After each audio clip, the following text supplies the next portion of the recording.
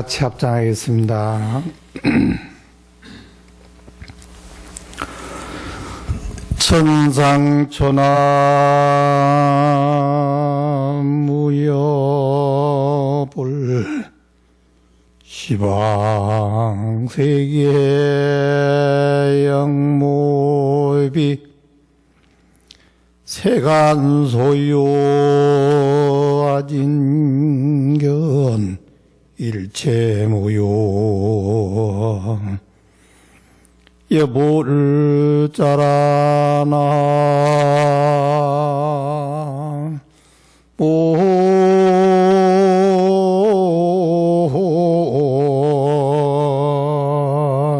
모임이 답을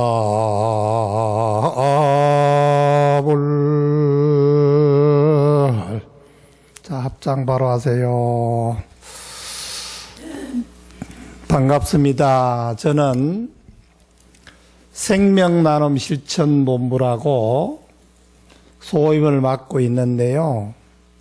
먼저 제가 지금 개송을 먼저 해석해 드리고 생명나눔과 함께하는 여러분들 제가 생명나눔이 뭔가 하는 것을 말씀드리도록 하겠습니다. 이제 약 한 달 정도를 남은 것 같습니다. 부처님 오신 날. 부처님은 이 세상에 오셔서 많은 중생을 제도하고 가셨는데 이 부처님을 찬양하는 그런 개송입니다. 천상천하에 부처님같이 훌륭한 분은 세상에 없다. 시방세계 영무비라 시방세계, 시방이라는 것은 동서남북, 요걸 보고 사방이라 그러죠. 동쪽 가운데, 서쪽 가운데, 남쪽, 북쪽, 그 중간을 합하면은 팔방이라 그래요. 그래서 어떤 분들 보고 남자들이라든가 또 안에 여자분이 일을 아주 헌출하게 하잖아. 문 보고 저 사람은 팔방미인이다 이러잖아요. 동서남북뿐 아니고 그 가운데 모든 것을 다 잘한다. 그럼 시방은 뭐냐? 그 팔방에다가 저 우로하고 하늘 우로 땅 밑으로. 그러니까 이 세계를 다 덮고도 남는 그런 모든 중에서도 부처님의 같이 훌륭한 분을 비유할 수가 없다. 세간 소유하는 게 아니라 세간에 있는 모든 것 다 보았으나 일체 무유 여불자니라 모두가 부처님 같으신 분이 없으시다. 그러니까 부처님은 이 세상에 모든 생명체가 있는 그 중에서도 가장 훌륭한 분이다. 그런 내용을 제가 개송을 말씀드렸습니다. 그 다음에 이제 오늘 저를 이제 생명나눔 이사장이라고 소개했는데요. 생명나눔 원래 이사장은 이 절에 주지이신 도신 스님의 은사 스님, 법장 스님이 생명나눔의 이사장이었습니다. 1994년도에 법장 스님 못 뵀던, 다 뵀던 분 한번 손 들어보세요. 법장 스님을 뵀던 분. 많으시고 안 뵀던 분도 계시네요. 법장 스님께서 이제 1994년도에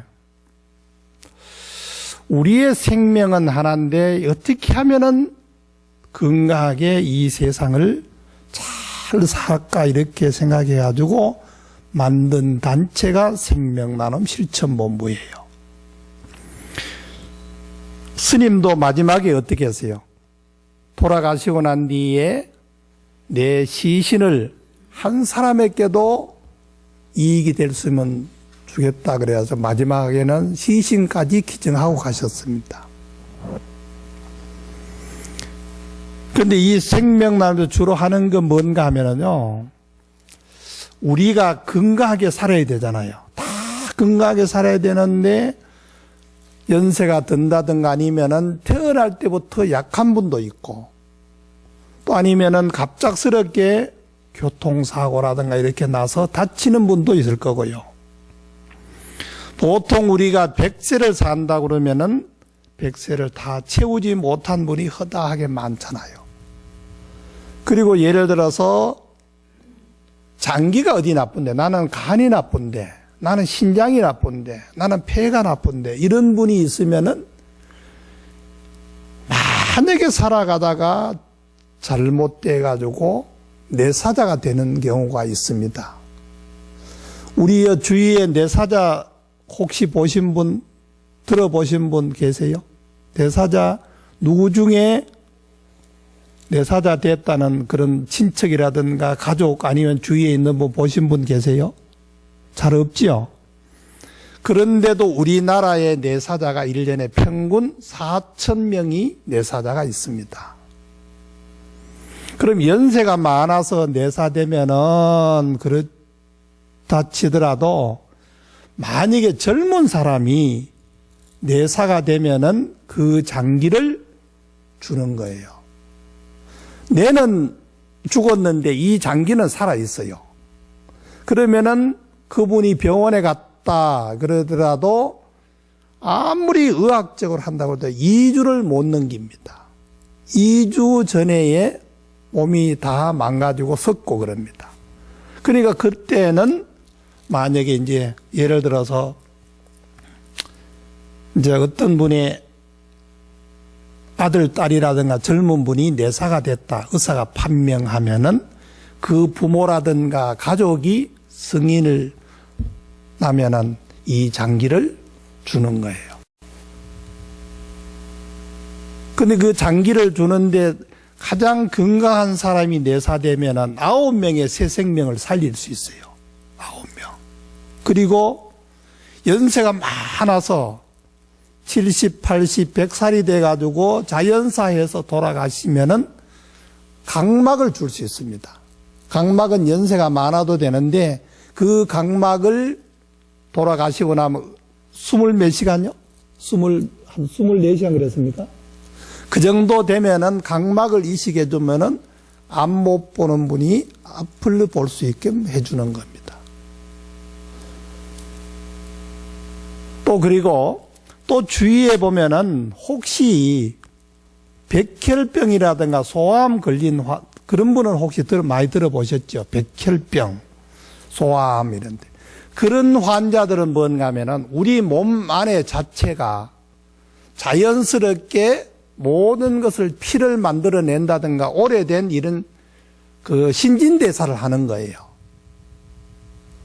피도 아무리 좋은 피라도 오래되면은 자연스럽게 걸러내고 또 새 피를 만들어내고 이러는 거예요. 아무리 좋은 음료수라도 물이라도 오래 고에 있으면 물이 상하잖아요. 못 먹잖아요. 그거와 똑같은 거예요. 그때는 건강한 사람이 피를 3cc 정도 빼가지고 DNA 검사를 해놓습니다. 만약에 제 같으면 제 DNA 검사를 해놓으면은 소암이라든가 백혈병이 걸린 분이 있으면 조직이 맞나 안 맞나? 그것도 맞아야 되니까. 부모 자식 간에는 0.5%가 맞아요. 그리고 형제지간에는 25%가 맞답니다. 25%. 남남끼리는 몇십만 분의 1이 조직이 맞아요. 그러면은 만약에 내가 건강한데 그런 백혈병이 걸려가지고 피를 못 만들어내면은 이분은 피를 일주일 만에 한 번씩 가서 새 피를 걸러내고 하잖아요. 그러면은 그 조직만 이식해주면은 건강을 되찾을 수 있는 겁니다.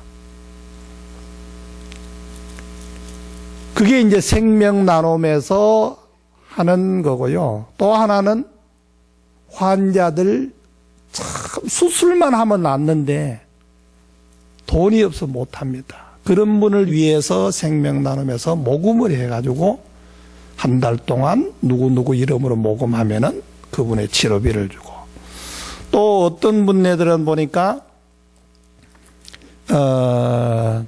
내 이름은 밝히지 말고 각막 이식을 해 주시오 그러고 돈을 5천만 원을 보내세요. 그럼 여기 중에도 누가, 여기 만약에 오신 신도님 중에서도 각막 이식을 좀 한다든가 그 치료를 해야 되는데 돈이 없다고 그러면 생명나눔 우리 주의심을 통해 가지고 하시면은 저희들이 해드립니다. 그러니까 앞을 못 보는 분 보게 해주고, 또 죽어가는 사람에게 장기를 이식해주면은 그분은 새 생명을 얻을 수 있는 거다. 그 이제 법장 대종사님께서 이 94년도에 이 사장을 하시다가 갑작스럽게 열반을 하셨잖아요. 그래서 제가 다시 후임자로 소임 맡아가지고 현재 12년 해서 지금 생명나눔이 22년 정도 되었습니다. 그래서 이 서광사는 생명나눔하고 직접적인 관련이 있습니다. 그래서 오늘 이런 아마 그 팜프렛도 드리고 또 아마 기념품도 이렇게 드린 것 같습니다. 한번 나중에 읽어보시고, 또 이게 이제 중요한 거, 다시 생각하셔야 될 거는 지금 내가 하고 싶어서 했어요. 나는 생명나눔 내 사자가 되면은 하겠다. 그 법장 큰 스님의 아는 신도님인데 그 절 이름이 뭔지 지금 모르겠어요. 신성훈 씨라고, 혹시 여기에 오신지도 모르죠. 그 가족이. 신성훈 씨라는 분이 이 생명나눔, 갑작스레 내사자가 돼가지고 생명나눔을 통해서 아마 6명인가 새 생명을 살렸습니다. 그 절 이름을 제가 가보고 49조도 해주고 그랬는데 지금 그 절 이름이 기억이 안 납니다. 그렇게 하는 것이 생명나눔이에요.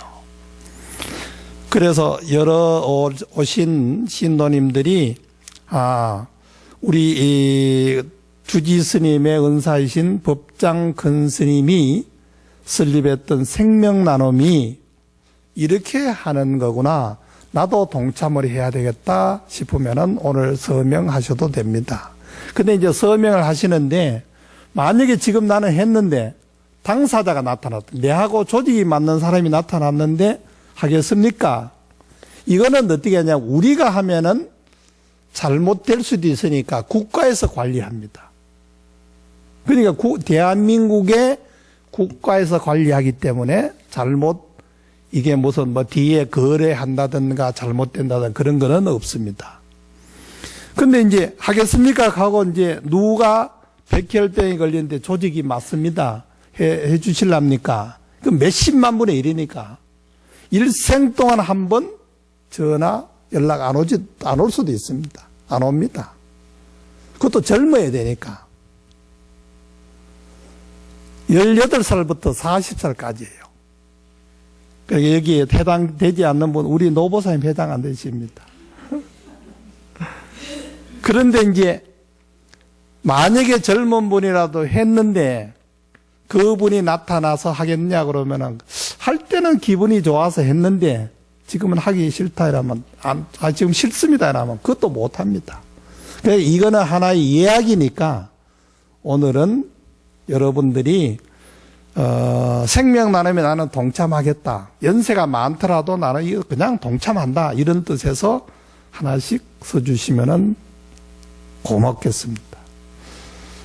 제가 법장 큰 스님이 살아 계실 때 같이 이제 법장 큰 스님이 종단에 참 큰일 하신 거 아시죠? 총무원장도 하시고 생명나눔도 하시고 우리 대한불교 조계종을 한번 뭔가 신도들이 오고 싶은 절, 또 오고 싶은 그런 저를 만들기 위해서 전국적으로 큰 힘을 쓰시다 갑작스럽게 참 세상이 열반하셨습니다. 근데 제가 왜 생명나눔이 이런 인연이 됐는가 하면은 제가 1982년도에 생명나눔을 통해 병이 저도 이제 걸려가지고 1998년, 99년 2년 동안에 병원에 16번 입원했습니다. 복수도 차고 황달이 되고 그래서 마지막에 병원에 가서 어떻게 하면 살 수 있냐 이렇게 장기를 제 간이 나빴으니까 간을 이식하라 그랬어요. 그러게 가지고 제가 생명나눔을 통해서 22살 먹은 사람, 내 사자를 간을 이식받았어요. 그게 언젠가면은 2000년 1월 8일입니다. 1월 8일. 근데 20시간 동안 수술했어요. 그리고 모든 사람이 저는 다 생명이 났습니다. 근데 생명나눔을 통해서 제가 제2의 인생을 법장 큰 스님의 원력과 이념으로 그렇게 제가 제2의 인생 지금 현재 16년이 되었습니다. 이 시간 제가. 이제는 건강했습니다. 그래서 이런 것이 여러분들이 내 주위에 한 번 없나 한번 생각해 볼 필요가 있지 않겠나 그래 싶습니다. 이제 생명나눔 그 이야기는 그만하고요. 제가 이제 다른 이야기 부처님 이야기 하겠습니다. 제가 몇 시까지죠? 시간. 옛날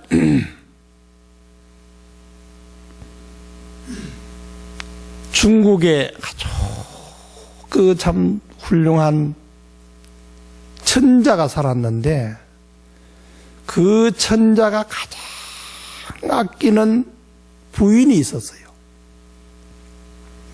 그런데 이 부인을 매일 이렇게 참 자기가 항상 같이 다녀야 되는데 그렇지 못할 때도 있어서 멀리 이렇게 요즘처럼 이제 시대가 이런 시대가 아니니까 3개월, 4개월 멀리 좀 출장을 가게 되면은 천자가 혼자 가야 되는 거예요. 신하들 데리고. 근데 이 천자는 자기 부인을 하루라도 보지 못하면은 마음이 불안한 거예요. 그리고 무슨 생각을 해도 생각이 정립이 안 돼요. 그 부인 보고 싶어가지고. 근데 신하가 가서 하는 말씀이 전하 그러지 마시고 천자 요즘 같으면 저 카메라 사진 딱 찍으면 되지만 옛날에는 그렸잖아요. 그 부인을 그려가지고 부처님 저 탱화를 그리듯이 그려서 항상 가슴에 안고 다니면은 마음이 편안하고 일이 잘 될 겁니다. 그런데 전국에서 가장 유명한 화가를 초청하는 거예요. 그 중에서 이제 수백 명이 내가 천자의 부인을 그리겠다고 왔는데 시험을 거쳐 가장 잘 그리는 분을 한번 선택을 해가지고 그분이 이름이 뭔가 장승료라는 분이에요. 그래서 이제 천자의 부인을 딱 보여주고 그려라. 시간은 100일이다. 이렇게 이제 시간을 주고 그리라 그런 거예요. 이제 한번 딱 보고는 상상을 하면서 이제 그리는 거예요. 자, 그래가지고 곧 천자가 지방 멀리 출장을 가는데 그 전에 그림을 천자에게 바쳐야 되잖아요. 내일 좀 이제 바치려고 준비를 하고 마지막에 이제 잘 됐나 못 됐나 조금이라도 잘못된 게 없나 하고 이제 손질을 하다가 실수를 해가지고 붓을 딱 떨어뜨려 버렸어요. 그걸 어디 떨어뜨렸는가 하면은 배꼽 밑에 이렇게 딱 떨어뜨린 거예요. 아무리 물감을 해서 지우려고 노력해도 안 되는 겁니다. 그 이분이 그냥 아무리 노력해도 안 되니까 천자한테 가서 바치는 거예요. 그 천자가 그림을 쫙 보더니 얼굴도 모습도 같고 다 같은 거예요. 근데 밑에 쭉 이래가지고 내려가다 보니까 배꼽 밑에 점이 하나 있으니까 화가 팍 나는 거예요. 그놈 새끼 잡아와라. 그런 이제 그 화가 잡혀가지고 자기는 그 천자의 그 부인의 그림을 잘못 그려서 내가 벌을 받는갑다 하고 이제 가지고 덜덜덜덜 떠고 있으니 너 이놈아 이실 짓고 해라. 네가 막 얼굴이라든가 이런 모든 거는 뭐 눈웃음 이런 건 다 잘 그렸는데 네가 임마 우리 부인 배꼽 밑에 점이 있는 건 네가 어떻게 아느냐? 다 그치는 거예요. 그 이분이 변명을 해도 안 되잖아요. 보이는 거는 다 그릴 수 있다 그러자 네가. 그렇지만 보이지 않는 배꼽 밑에 점이 있는 거 그건 네가 어떻게 아느냐? 저놈 저거 죽여라. 그래가지고 이제 막 가다 뭐 심판이 뭐 있겠어요? 재판이 뭐 있겠습니까? 그 화가를 감옥소에 며칠 동안 가다 놓고 이제는 사형 임금님이 이제 천자가 저놈 죽여라 하면 이제 죽이면 되는 거예요. 그래 감옥소에 가지고 가만 생각해 보니까 도저히 자기는 이해가 안 가는 거예요. 배꼽 밑에 점이 있는지 없는지도 모르고 단지 실수로 해가지고 그 점이 생겼는데 그래서 이제 아무리 고민을 해도 안 되고 이래가지고 그냥 아이고 그래 죽는갑다 하고 있었는데 신하들이 가서 이야기를 합니다. 천자 보고 필시 무슨 사연이 있을 겁니다. 그분이 참 양심 바르고 착하고 참 정직하고 그리고 그분은 부처님을 잘 믿는 분이고 그런 분인데 무슨 사연이 있으니 한번 물어봅시다. 그러니 임금님 천자 가만 생각하네 말씀에 일리가 있으니 그럼 데리고 와봐라. 그 데리고 오니까 벌벌 떨면서 너 이놈아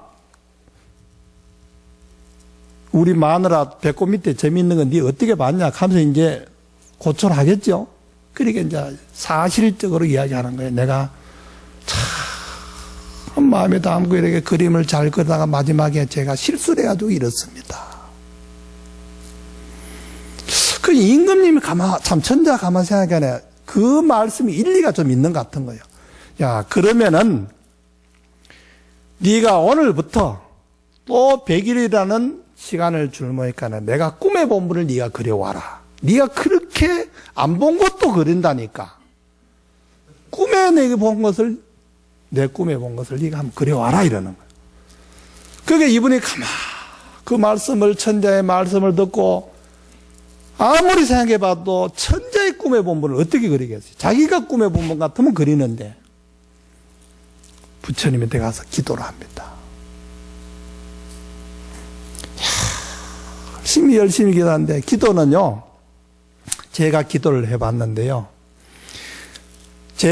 저는 언제 절에 들어왔는가 하면은 1959년도 혹시 경상도 경주라든가 포항 그쪽에 사시던 분 혹시 있어요? 없죠. 사라오 태풍을 들어보셨어요?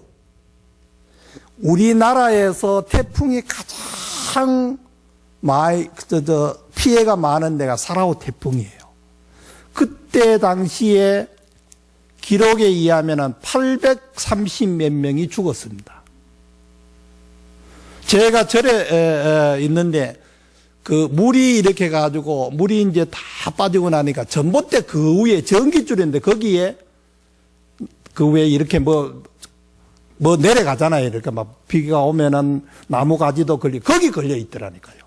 그 정도로 비가 많이 왔어요. 제가 절에 처음에 들어간 데 형산강이 있는데 거기 갔는데 형산강 거기에 집이 떠내려가면 위에 소도 있고 돼지도 있고 집하고 같이 떠내려가는 거예요. 굴굴굴굴 그러면서. 그 정도로 거기에 피해가 많았습니다. 그게 언젠가면은 1959년도 음력으로 8월 14 날이에요. 근데 이제 그때 제가 학교를 갔다 오니까 요즘은 가방 들지만 옛날에 가방 아니잖아요. 책보적이 이렇게 중매가 이래 오잖아요. 그런데 어떤 스님이 저를 딱 보더니 너 인마 중노도 하면 잘하겠다 이러더라고요. 너 인마 중팔자야 이래. 아니 어떻게 제 얼굴 보고 왜 그런지 나는 이제 그때는 뭐 그런 생각도 없고 그럼 내가 스님 따라갈까요? 이래가 가자 이러더라고. 그때 제가 바로 절에 간 거예요. 무슨 사연이 있고 이런 게 아니고 그냥 그 스님이 보는 순간에 가슴이 찡하더라고요. 그 13살 먹은 놈이 뭐가 알겠어요. 그래서 제가 생각할 때는 우리 불교에서 무슨 말이 있는가 하면은 전생지사 알라 그러면은 현재 받고 있는 보가 전생의 내 업이고 다음 세상에 너가 뭐 될 것인가 하는 것은 네가 지금 짓고 있는 그것이 바로 다음 생에 받을 보다. 그럼 어떻게 되겠어요? 금생에 여러분들은 훌륭한 스님 만나고 훌륭한 부처님을 만나서 수행하고 복을 지어야죠. 금생에 이런 훌륭한 복을 못 지면은 다음 세상에 언제 이렇게 또 인간의 몸을 받고 불교를 만나고 훌륭한 스님 만나겠어요. 1300년 전에 중국에요. 동산 양계화상이 그거는 간단하게 이야기하면은 자기 어머님이 스님 노릇 하지 말고 가지 말라고 그래 붙잡았는데 이 동산 양계화상이 절에 가지고 자기 어머님한테 편지를 썼는데 그 중에 대목이 한 대목만 이야기하면 내가 언제 이 몸 받겠습니까? 다시 내가 이 몸 받는다는 건 수십급으로 윤회한데 사람 몸 받았는데 차신불량 금생도 하며 갱대하생 도차신에 내가 금생에 이 몸을 받아서 훌륭한 부처님 법을 만나서 내가 닦지 못하고 성불하지 못하면 다음에 내가 어디면 내가 또 이 몸 받겠습니까? 우리 천수경 할 때 그러잖아요. 처음에 무상심심미묘 백천만금 난조 아금문견 득수지 원의 열애 진실이. 부처님 법 만나기가 얼마나 어려운데. 그래서 비유 드리기를 거북이가 100년 만에 한 번 바다에서 숨 쉬러 올라온다네요. 그때 그 태평양 바다 이렇게 숨 쉬러 하면 올라오는데 나무가 말이에요. 구멍 뚫은 게 이런 게 하나 동동 떠다니면 거기다 고개 통 내밀고 숨 한번 쉬고 내려간다는 거예요. 그 정도로 어렵대요. 우리 인생에 사람 몸 받기가. 우리 한번 보세요. 주위에도 개, 돼지, 소 우리가 맨날 잡아먹고 하는 거 그런 거 수없이 많잖아요. 아니 개나 돼지나 닭이나 이런 게 지 죽고 싶어 죽습니까? 사람 그냥 기분 따라 죽잖아요. 그런데 그래도 사람은 부처님 법을 만나서 선행을 하고 부처님한테 와서 절도하면서 부처님 우리 가족 행복하게 해주세요.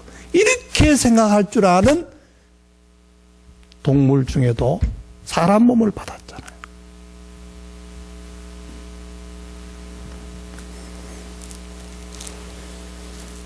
그래서 기도를 어떻게 해야 되냐면은 오조 스님 말씀이 뱃서리 여병이라도 무현하심하며 아장이 여절이라도 무구식념이니라 그런 말이 있습니다. 이 말씀 무슨 말 해석하면은 절하는 무릎이 말이요. 피가 질질 나고 추워서 막 그런다 그러더라도 불구하는 생각하지 말고 아장이 여절이라도 무구식념이라 줄인 창자가 배가 고파서 창자가 끊어질지라도 밥 구하는 생각하지 말고 기도해야 된다. 우리가요 겨울에 얼음이 깡깡 얼었을 때는 그 썰매도 타고 뛰어다녀야 되지만은 이제 봄쯤 되려 그러면 얼음이 녹잖아요. 그러면은 옛날에 그런 거 해보셨는지 몰라도 겨울 같은 데 건너면은 얼음 뒤대가지고 건너가야 되는데 얼음이 찌릉찌릉 손 나고 찰랑찰랑 그래요. 근데 그냥 거기서 빠져가지고 무릎팍까지 올라오면은 다행이지만은 죽는다고 생각해 보세요. 그거 빠져가 죽는다고 생각해가지고 얼음을 밟고 가는 그런 심정으로 기도하면 안 이루어질 게 없다는 거예요. 제가 기도했는 거요. 한 가지만 이야기하고요. 제가 이제 간이 나빠서 이제 의사 선생님이 2개월 못 넘긴다고 이제 판명 받았을 때 마지막에 부처님 밑에 일주일 기도했습니다.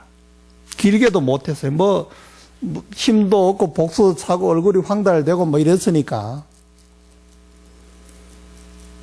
그때 제가 기도하면서 부처님한테 그랬어요. 부처님이시죠. 한 번만 기회 주십시오. 한 번만. 내가 어릴 때부터 13살 때부터 부처님한테 와서 40년 동안 이렇게 기도를 했는데 부처님을 모시고 시봉을 했는데 한 번 기회 주십시오. 원망도 하다가 울기도 하다가 온갖 생각으로 몸을 던져가 기도를 했습니다. 기도를 딱 하고 나니까 그리고 난 뒤에 영단에 천도식을 해줬어요. 자, 우리 부모 또 형제도 있을 거고요. 또 우리 도반도 있고 먼저 간 도반도 있고 또 저를 참 일구월심으로 좋아하던 그런 사람도 있을 거고 그런 분을 위패를 딱 써놓고 기도를 하고 전도식을 해줬어요. 그 회항하고 나니까 기분이 좀 좋아지네. 그 당시에 제가 우울증도 걸렸어요.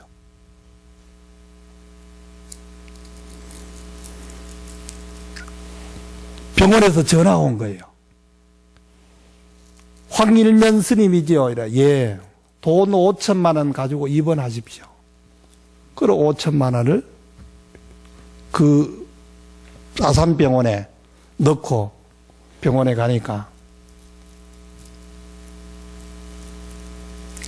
수술실 들어가기 전에 제가 이제 시계를 봤어요. 만약에 내가 이 수술을 하다가 죽으면은 염라대왕이 너 뭐 했느냐 이러면은 제가 어떻게 살아왔다고 이야기하고 너 원이 뭐냐 그러면 한 번만 살려주세요. 한 번. 그럼 부처님 일 제가 하겠습니다. 진짜 이거는 제 간절한 원이었어요. 그래 시계를 보니까 2000년 1월 8일 밤 10시 5분이었어요. 그거는 지금도 제가 안 잊어버렸습니다. 그래가지고 20시간 동안 수술하고 산소 끼고 이게 이제 한 4일, 한 3, 4일 정도 죽어가지고 있었겠죠. 근데 그때에 저도 모르게 부처님 또 찾는 거죠. 한 번만 기회 주세요. 수술해야지. 한 번만 기회 주세요. 한 번만 기회 주세요. 근데 중환자실에 있었는데요. 이 고통이 얼마나 심한지 염죽여가지고요. 관세음보살 속으로 막 이제 말을 못하니까 여기 뭐 계속 생각으로 하는 거야. 관세음보살. 200번 안 넘어갑니다. 스님들이 우리가 보통 그러잖아요. 뭐 하면은 기도하세요. 뭐 하세요 이라죠. 내가 그런 고통을 받아보니까 이 관세음보살을 108번 이게 안 넘어간다니까요. 얼마나 고통이 심한지. 그러면 환자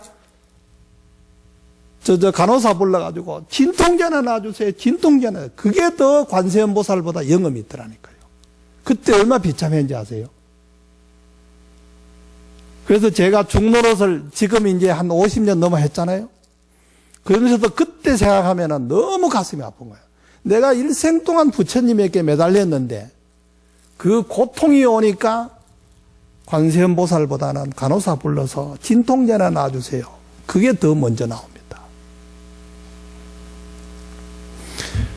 제가 여기 오면서 기와장에 선제 연가라고 써놨어요.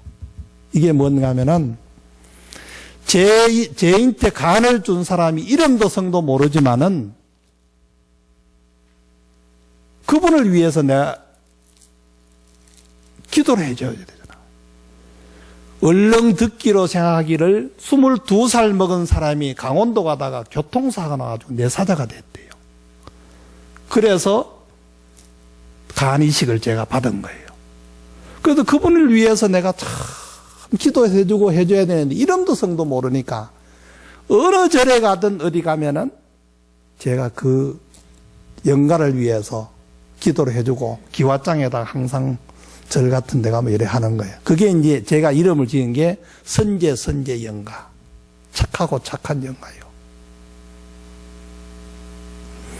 여러분들 복 짓는 거요.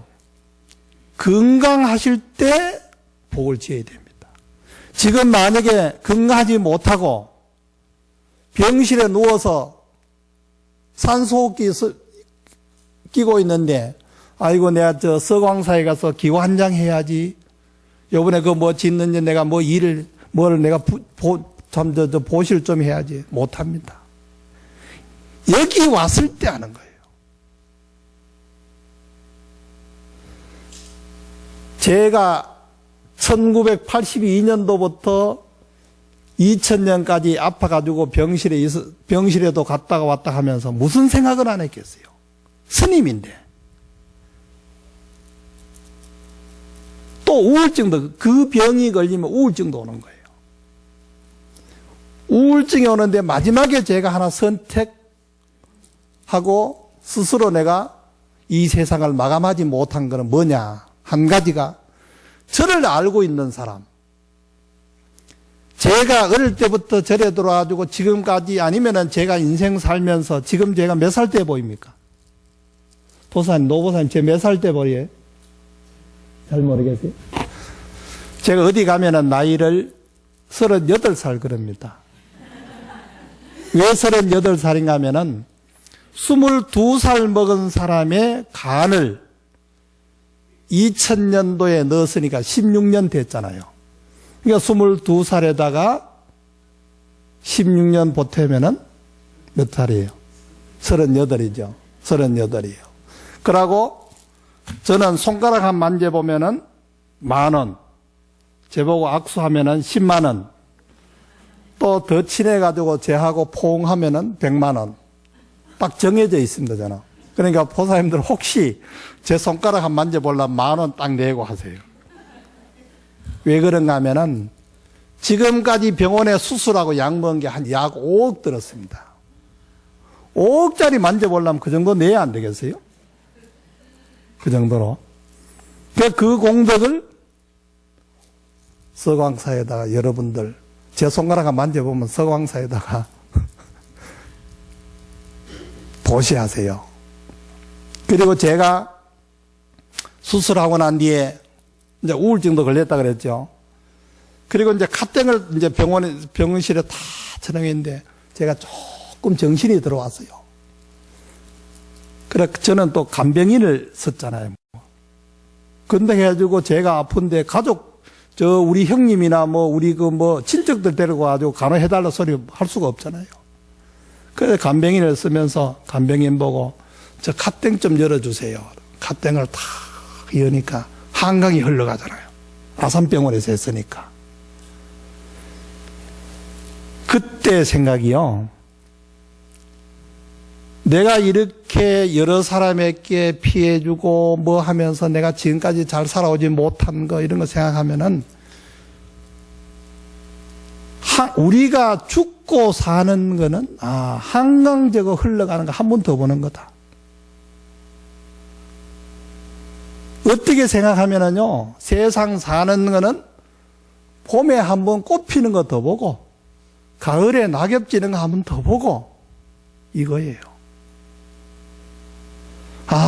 저 한강 저거 흘러가는 거 한번 저거 더 보려고 내가 저렇게 용쓰고 야단지겠구나 싶은 게 얼마나 원통한지요.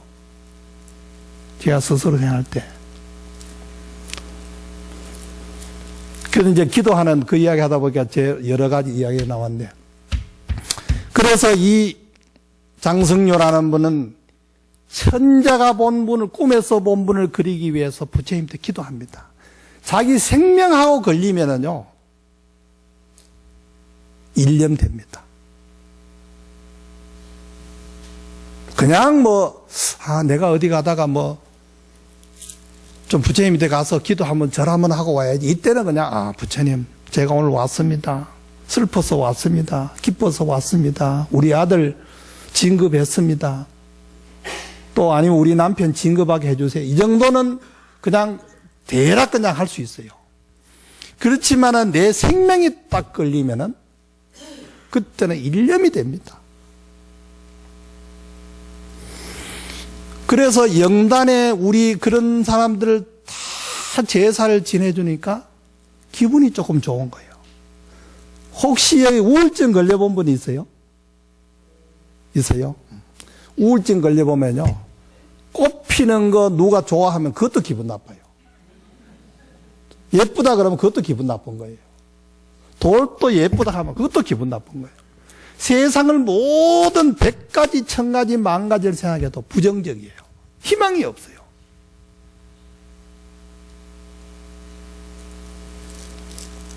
그래서 그 영단의 제사를 지내주고 나니까 기분이 좋아서 병원에 가가지고 이제 수술을 했다 이거고요.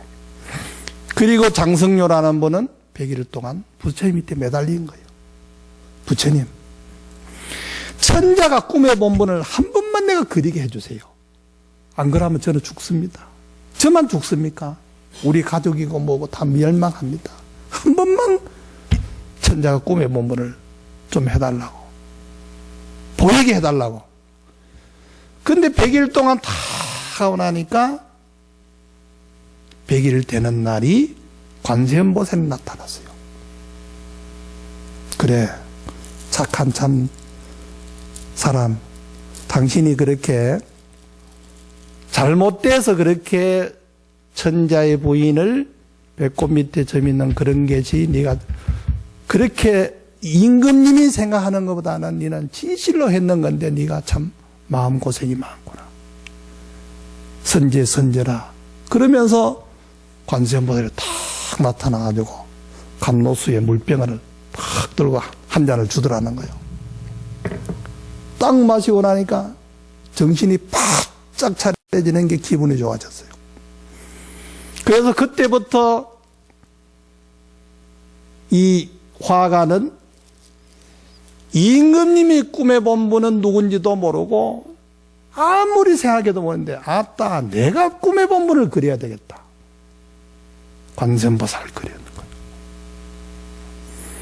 마지막에 부처님의 눈에다가 점안을 탁 하나 찍고 나니까 기분이 그래 좋은 거예요. 그래서 이제 천자한테 딱 바쳤어요. 그래도 천자한테 가면은 죽을지 살지 모르니까 천자니 꿈에 본 분은 제가 이렇게 그려왔습니다. 그러니까 천자가 딱 보더니 말이야, 이야, 이 사람은 본인도 아니고 천자가 꿈에 봤다는 분을 그려왔으니까 얼마나 훌륭한 분이에요. 천자 거기서 반한 거예요. 그래, 너 참 대단하다. 내가 지금까지 니한테 한 거는 전부 다 오해를 했구나.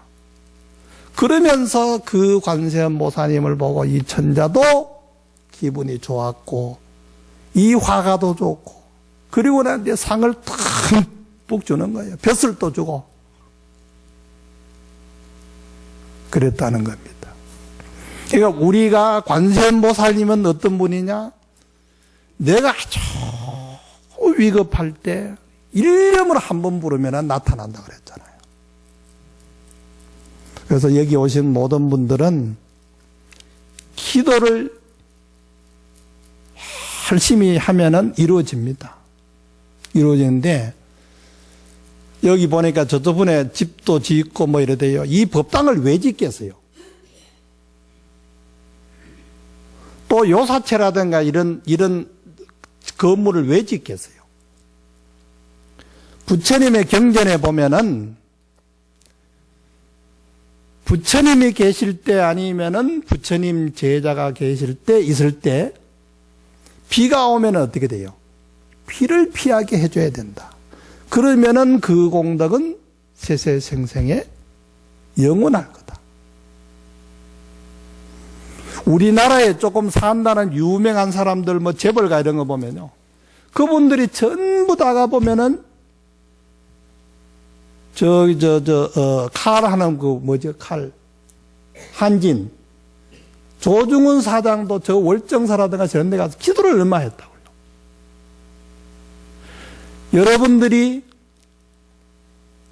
세상에 살면은 키 큰 사람, 키 적은 사람, 잘난 사람, 못난 사람, 많이 배운 사람, 적게 배운 사람, 여러분, 세계 인구가 70억이 된다 그러면 그 중에서도 같은 분이 한 분도 없죠. 근데 돈을 100만 원 가진 사람이 있고 1000만 원 가진 사람이 있잖아요. 그런 분은 복을 지어서 그런 거예요.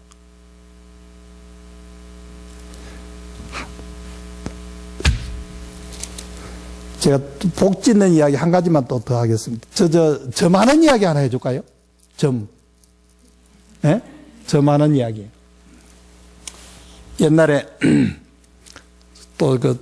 옛날에는 충청도가 좀 이렇게 시골이 됐잖아요. 충청도 그러면 촌놈 그랬잖아요. 그죠? 요즘 그러다 맞아 죽는데, 저 충청도 어떤 시골 총각이 자기는 보니까 매일 밥만 메고 농사나 짓고 이러는데, 내가 언제 한번 잘 살아볼까? 그런 생각을 가지고 있었는데, 옛날 혹시 여러분들 선대의 서울 이런 책 그런 거 보면은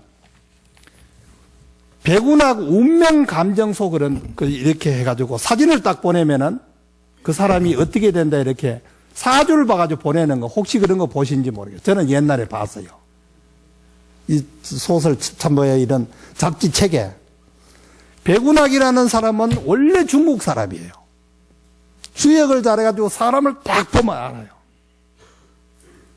저도 한번 사주를 봤는데 진짜 너무 맞춰가지고 내가 놀란 일이 있는데, 그 백운학이라는 분은 이제 사주 연구하다가 한 40몇 살 돼가지고 저기 어디 여관 같은데 저기 미아리 쪽에 백운학 운명 감정소라고 딱 이렇게 했는데, 누가 와가지고 이번에 국회의원 나한테 되겠습니까? 당신 어른 절에 가지고 기도를 하십시오. 그러면 됩니다. 딱 되는 거예요. 이번에 내가 시험을 보는데 이게 되겠습니까? 다 우리는 궁금하잖아요. 내일이가 궁금하잖아요. 그러니까 된다 그러면 딱 되는 거예요. 이분이. 그래서 소문이 나가지고 이제 그분한테 가지고 사주를 보려면 보통 한 3개월 정도 걸리는 거예요. 미리 접수해도. 근데 이제 저 시골에 있는 충청도 어떤 총각이 농사를 지어서 살을 몇 감에 팔아가지고 백운학인테 이제 간 거예요. 자기도 한번 좀 뭐가 좀 될란가 싶어서. 그래 이제 신청을 하니까 3개월 후에 오라 이랬어요. 3개월 후에 이제 또 가는데, 그러기 위해서 이제 서울에 왔다 갔다 그 차비 다 쓰고, 또 이제 내려 올라가면 그거 하니까 여관에서 자고, 뭐 이러다 보니까는 살을 몇 가지 파는 거 다 써버렸어요. 아니, 3개월이 됐는데도 백운학이가 안 봐줘요. 지 시간이 됐는데. 왜 안 봐주냐? 요 놈을 얼굴을 딱 보니까 일확천금을 얻을 놈이야. 관상을 딱 보니까. 요 놈이 일확천금 얻으면 나도 좀 뭐 생기겠다 싶어가지고 안 봐주는 거예요. 너 다음에 와라. 다음에 와라. 하는 소리가 왜 안 봐줍니까? 그래, 너 다음에 와라. 아무 소리도 안 하고. 이제 돈도 다 떨어지고 차비도 없고 고향 갈 차비도 없고 뭐 이러니까. 그러면은 내가 요 사주 보는 그 입구에다 방이 하나 들어오는데 그 안내도 하고 네가 그 줄머니까 거기 있어라. 그러고 손님 오면 안내도 하고 그래라. 그러니까 이 사람이 이제 손님 오면 안내도 하고 다 이러는 거예요. 그런데 그게 한 달, 2달 됐는데, 백운학이라는 사람이 5살인가 장가를 가서 65세쯤 됐는데 딸이 한 20살짜리가 하나 있었어요. 뭐 공부는 이제 잘하고 이제 공부를 시키는데. 아니, 한 몇 개월 후에 딱 있더니 이 시골 총각하고 자기 딸하고 딱 자기한테 와가지고 무릎을 딱 꿇고 결혼하겠습니다. 백운아이가 그 돈을 다 벌어가지고 딸 하나인데 누구 주겠어요? 그러니까 일확천금이 자기 그 총각한테 가는 걸 모르는 거예요. 그 옛날 왜 우리 그러잖아요. 무당이 지금 뭐하고 중지 머리 못 깎대. 요즘은 잘 깎아요, 스님들이. 에? 그런 말이 있죠. 점 치는 분이 자기 점 못 친다고. 그러니까 백운아이가 그렇게 사주를 잘 봐도 결국은 자기 사주를 못 보고 자기의 모든 일확천금을 그 딸한테 가서 그놈한테 가는 걸 몰랐다는 거예요. 그러니까 마음을 잘 써야 되겠죠.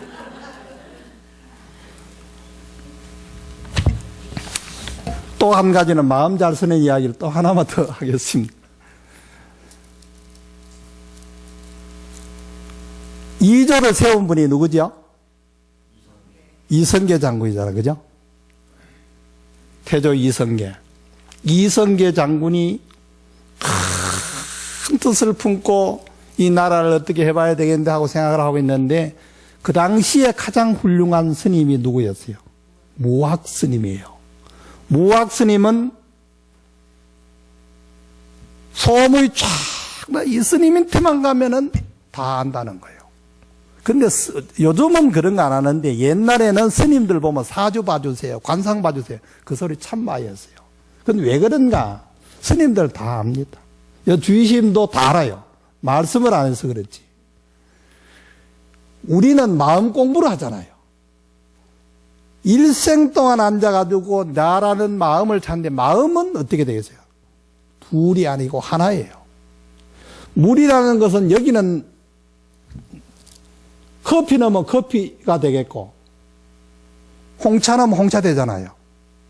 잉크 넣으면 잉크가 될 거고 뱀이 먹으면 뭐 한다고요? 독을 만들고 소가 먹으면 우유 만들고 똑같은 물인데 그러잖아요. 그죠? 그러니까 일생 동안 마음 공부를 하니까 스님네들은 마음은 하나니까 다 알아요. 그런데 이제 그런 말을 해주지 않고 그 말은 해주는 것보다는 기도해가지고 자기가 마음을 다스리는 걸 배워야 되는 게 우리의 중생들의 마음이에요. 그 이성계 장군이 무학스님이라는 분이 딱 보면은 자기 운명을 잘 점쳐준다니까 생각을 하고 있었는데 어떻게 하면 무학스님 만날까 하고 이제 있는데 전쟁을 하러 가는 거예요. 전쟁을 막 하고 피를 흘리고 이제 이래서 이기고 이제 오는 도중에 어떤 스님 한 분이 나무 그늘 밑에서 또 이래 이제 참선을 하고 있는 거예요. 그러니까 이제 무학 대사가 이성계 장군이 워워워 이러면서 말을 딱 세우면서 그 스님 앞에 내렸어요. 그러니까 이성계가 내리는 그 순간에 무학 스님도 이성계라는 걸 알아요. 관상을 딱 한번 쳐다보니까. 그러면서 하는 말씀이 지나가는 나그네 당신의 운명을 한번 점쳐보고 가시오 이랬어요. 그 이성계 장군도 얼마나 좋겠어요. 내 앞길을 점쳐보고 가라니까 그 스님이 무학 스님 같으니까 딱 내려가지고 이 많은 글자 중에 한 자만 딱 잡으시오. 그러면은 당신의 운명을 점쳐주겠습니다. 그러니까 이성계 장군이 나는 아무것도 모르니까 스님한테 묻습니다. 그런 뜻에서 물 문자를 잡았어요. 문문 안에 입구자 하는 거. 무학 스님이 딱 한번 쳐다보니 당신은 임금이 되겠네요. 이러더래요. 얼마나 기분이 좋겠어요. 내가 앞으로 이 나라를 어떻게 해보겠다는 그런 생각을 가지고 있는데 임금이 된다니까 기분이 좋은 거예요. 말을 타고 콧노래를 부르면서 막 가는데 가다가만 생각하니까 이 스님이 나를 듣기 좋으라고 덕담하는가 진짜로 내가 임금이 될란가? 그래 싶어가지고 이 스님을 시험을 한번 해봐야 되겠다. 거지가 하나 지나가는 거예요. 거지 보고 장군 옷을 주고 그 말을 주면서 당신도 한번 거기 가서 스님이 계시면은 딱 내려가지고 스님한테 점쳐보라 그러면은 물을 문자를 잡아보시오. 자기하고 똑같이. 그 거지가 딱 하니까 무학 스님이 얼굴 한번 딱 쳐다보더니 지나가는 나그네 당신의 운명을 한번 점쳐보고 가시오. 그러니까 이 거지도 물을 문자를 딱 잡았어요. 그러니까 무학 스님이 당신은 거지네요. 이러더래요. 그러니까 자기 마음이 어찌 되겠어요? 자기가 거지인데 위장하고 왔는데도 거지라고 하니까 마음이 쪼그려드는 것 같은 거예요. 말을 타고 다시 와서 이성계 장군하고 둘이 갑니다. 가서 사실직고를 하는 거예요. 나는 이성계 장군이고 이분은 진짜 거지다. 근데 왜 똑같은 글자를 잡았는데 이 사람 보고는 내 보고는 임금이 된다고 그러고 이 사람은 왜 거지가 된다 그랬느냐. 거지라고 그렇게 했느냐. 물을 문자를 한쪽에 띄면 어째 돼요? 임금군자예요. 그러니까 이성계 장군 보고는 뭐라고 했냐면 우군좌군하니 우쪽을 봐도 임금이고 좌쪽을 봐도 임금이 당신은 군왕지상이라. 임금이 될 상입니다. 딱 이렇게 하고 거지 보고는 뭐라고 했냐면 똑같은 물을 문자인데 문전괴구하니 거린지상이라. 나무집 대문에다 입구자잖아요. 문문 안에 입만 쪽 대고 있으니까 당신은 거지입니다. 이랬대요. 같은 글자인데도 이거는 왜 그러냐. 사람이라는 것은 지금 여기에도 앉아있는 분 중에도 같은 분 한 분도 없습니다. 그렇죠? 우리가 기운 세다고 대장 다 잘 삽니까? 지도자가 됩니까? 아니에요. 지금 대통령 뭐 기운 세고 잘났다 미스 코리아라서 대통령 되는 게 아니잖아요. 그분이 가지고 있는 마음이 있습니다. 우리가 가지고 있는 이 마음이 세계를 지배한다는 거 아니겠어요? 아무리 못나도 쪼만해도 키가 적어도 마음을 크게 쓰면은 그분이 최고예요. 제가 해인사 있을 때 거기에서 가장 훌륭했던 분이, 여러분은 성철 스님 아시죠? 성철 스님보다 더 훌륭한 분, 그 속어는 모르겠어요. 돈은 통했지 않는데, 저희들이 존경하는 분은 지월 스님이라는 분이 계셨어요. 지월 스님. 키가 요만하세요. 근데 이 스님은 우리하고 다니면서, 저희들이 이렇게 만나잖아요? 길 가다가 만나면, 행자 때도 만나고, 중이대 만나면은, 꼭 하는 말씀은 삼의 수심은 천재보여 백년 탐문 일조지니라. 이 소리를 10번 만나면 10번 하는 거예요. 100년 동안은 탐하는 재물은 하루아침에 틱거리고 3일 동안 닦는 마음은 7년을 간다 이 소리예요. 그리고 이 스님은 처음 보는 스님 보고 스님 어디서 오셨습니까? 이러면 예를 들어서 저는 수덕사가 본사입니다. 은사 스님은 누구십니까? 아무리 어린 스님보다 말을 안 나요. 이 스님 아주 큰 스님인데도. 저 은사 스님은 우자는 법자고 밑에는 아자는 장자입니다. 법장이라고 합니다. 이러면 참 좋은 데서 오셨네요. 수덕사 참 좋은 데서 오셨네요. 참 훌륭한 스님이십니다. 누구를 만나도 자기 은사, 자기 본사를 그렇게 칭찬해 주는 거예요. 이게 덕이 되는 겁니다. 여러분들 보시하는 중에 가장 우뜸이 법보시라 그랬잖아요. 재물보시, 법보시, 무예시 여러 가지 있는데 그 중에서 한 가지라도 하면은 복이 된다고 그랬죠. 그러니까 이 무학 스님은 그 두 사람의 이 상을 본 것도 있지만 마음을 읽었잖아, 마음을. 마음을 읽으니까 한 사람은 이 나라를 어떻게 해보겠다는 그런 생각 가진 분. 한 분은 그냥, 아이고, 나는 그냥 밥 때 되면 누구 집에 가지고 밥 좀 주셔가지고 밥 얻어 먹으면 된다. 이 생각을 가졌기 때문에 거지 상이고, 이분은 임금의 상이었다. 그래서 옛날 그 중국의 비유를 들면은 아주 영리한 사자가 있고 멍청한 개가 있었어요. 사람이 이제 지나가는데 물로 왔어요. 사람이 다급하니까 돌을 잡고 던졌더니 멍청한 개는 돌을 문다는 거예요. 영리한 사자는 사람을 문다. 사람을 자기를 때리려고 그랬으니까 사람을 문다는 거예요. 그러니까 우리가 그 본심이 어디 있느냐, 그거를 가르쳐 준 분이 모학스님이다. 이제 한 5분, 10분 남았으니까 이제 다른 이야기하고 이제 끝내겠습니다. 부처님 당시 때 저 멀리 우리나라 같으면 땅끝 마을에 거기에 아주 전생에 복을 치지기도 멋진 할머님이 한 분 계셨어요.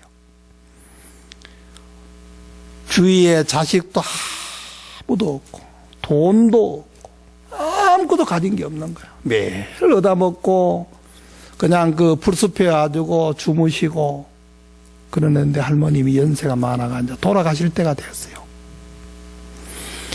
부처님 제자 아란전자가 딱 보니까 해안을 저 멀리 이래 보니 그 노할머님이 곧 돌아가실 때가 되는 것 같아요.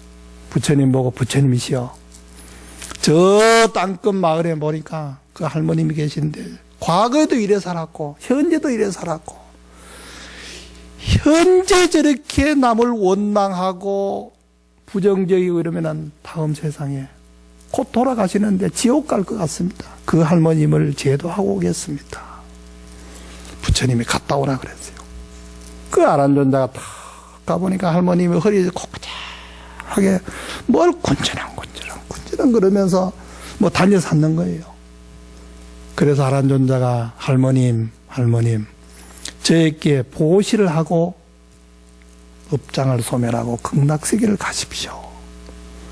그러니까 이 할머님이 화가 나잖아요. 가진 것도 없고 나는 세상에 지금 아파도 약도 못 먹는데 아니 어떤 스님이 와서 보시를 하라 그러니 뭘 주겠어요. 그러니까 이 할머님은 픽 우고 그냥 또 뭐 곤지렁 그래요. 다시 아란존자가 가서 이야기합니다. 할머님 저에게 보시하고 나쁜 업을 다 소멸하고 극락세계에 가지도록 기도하겠습니다. 그러니까 이 할머님은 그때 마음이 좀 돌아와서 내가 주고 싶은데 내가 가진 게 없습니다. 그러니까 아란존자 하는 말씀이 할머님 저 머리맡에 저기 잡술라고 떠든 물이 있네요. 그 물이라도 주십시오 이라는 거예요. 그런데 왜 아란존자는 그랬겠어요? 이 할머님이 전생에도 복을 못 지어서 그렇게 살았고 금생에도 그렇게 살고 또 그렇게 복을 못 짓고 가면은 내 생에도 또 그런 몸을 받아서 할까봐 그게 두려운 거예요. 어떤 식이든 스님은 복 없는 사람에게 복을 지어주려고 그러고 기도를 해주고 행복하게 살도록 해주는 것이 스님의 역할이잖아요. 그래서 아란존자가 할머님 저기 있는 물이라도 좀 저를 주시고 보시로 하십시오. 그러니까 할머님이 그때 하는 말씀이 내가 물이라도 들고 싶고 그랬는데 그 물이 떠다 놓은 지가 오래됐습니다. 상에서 못 먹습니다. 그런데도 아란존자는 이 할머님을 그 업장을 소멸해야 되잖아요. 소멸해가지고 참 진짜 극락세계에 가도록 발언하는데 아니 물이 썩었든 뭐든 그거 아란존자 그거 따지면 어떻게 하겠어요? 그래도 주십시오. 그러니까 할머님이 그때는 마음이 돌아와서 공손하게 이 물을 썩은 물 오래돼가지고 한 달이 됐는 물인데 먹으면 다른 사람은 배탈 바로 나는 거예요. 그래도 공손히 드립니다.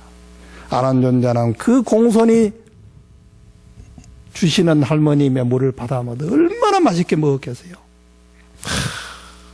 꿀떡꿀떡 다 마시고 기도를 합니다. 할머님이 전생에 복을 못 짓고 금생에 복을 못 짓고 또 다음 세상에도 못 지면 어떻게 하겠습니까? 부처님이시여 업장을 소멸하고 극락세계 가도록 해주십시오. 그 기도가 끝나고 난 뒤에 할머님은 편안히 누우셔서 돌아가셨다는 거예요. 어디 가셨겠어요? 극락세계에 가셨다는 거예요. 그러니까 우리가 살아있을 때 그런 인연 되면은 기와장 한 장이라도 하는 겁니다. 그리고 그마저 없으면은 절에 와서 풀이라도 있으면 풀이라도 하나 뽑아주는 거예요. 부처님 인과경에 보면요, 소가 큰 물이 쪄놨는데 경전이 떠늘에 가서 숲풀 속에 경전이 있었어요. 소가 풀 먹다가 이게 종이가 있으니까 소 코로 그냥 숲을 부으시니까 이 책장이 하나 넘어갔다는 거 아니겠어요? 그 공덕으로 다음 세상에 사람 몸을 받아서 수행자가 되어서 훌륭하게 깨쳤다. 그런 기록되어 있습니다. 제가 이제 마지막으로 부탁드리고 싶은 건 법장 스님과 저희 인연은 스님으로서보다도 그렇고 인간적으로도 제가 많이 따랐던 분입니다. 저는 사실은 아까 38살 그랬지만 올해 70입니다. 70이고 법장 스님은 저보다 한 5살, 6살 더 잡아서 종단에서 일을 하면서 항상 형님으로 모시고 그 스님이 총무원장 될 때 제가 법장 스님 총무원장 만데 제가 선거대책위원장을 했습니다. 그리고 난 뒤에 우리 종단 한번 잘해보자. 법장 스님이 살아계셨으면 지금쯤 제가 총무원장 합니다. 근데 약속을 다 했는데 법장 스님 가셔버렸어. 내만 피해자입니다, 사실은. 응? 그렇지만은 금생에 그런 훌륭한 분을 제가 가까이 모시고 있었다는 게 참 좋은 인연이었고, 또 여기에는 제가 진짜 우리 주의신 보고 미안한데 저 위에 거기에 옆에 집이 세멘트로 있을 때 거기 와서도 제가 법문한 일이 있어요. 그때 와보고 이 집을 지었을 땐 처음 왔습니다. 법장 스님 상자면은 제 인테는 그래도 한 3분의 1 정도는 상자가 됩니다. 그래서 저는 마음속에 항상 법장 스님 상자면은 내하고 참 법장 스님과 인연으로 한 3분의 1은 내 상자다 이렇게 생각하고 있었는데 서로가 바빠가지고 제가 못 와서 너무너무 죄송하고, 여기 와보니까 참 우리 스님이 전국 스타인 줄 알죠? 예. 여기 오면 신도민들 별로 안 알아주는 것 같아. 예? 저도 제가 불암사 있는데 별로 안 알아주는 거예요. 근데 다른 데 가면은 좀 알아주거든요. 근데 우리 스님도 여기만 뜨면은 전국 스타 아니에요. 그래서 제가 처음에 말씀드렸듯이 훌륭한 스님 모시고 수행 잘 하시고, 그리고 이 법당을 짓는 것은 부처님이 비가 오면은 비를 맞지 않게 하고, 또 부처님을 시봉하는 스님이 저는 요사치를 이어서 비가 맞지 않고 수행하도록 우리 보사님들이 다 해드려야 돼요. 보사님들 안 해주면 누가 해주겠습니까? 기와 한 장이라도 쓰시고 초 하나라도 부처님 때 올리면서 기도를 잘 하셔가지고 제가 다음에 또 한 번 더 부르면은 이 불사가 다 원만하게 잘 될 것을 기도드리면서 오늘의 제가 두서없는 말씀 했습니다. 여러분 함께 좋은 일 생기기를 기도하고 여러분 오늘 너무너무 고맙습니다. 감사합니다.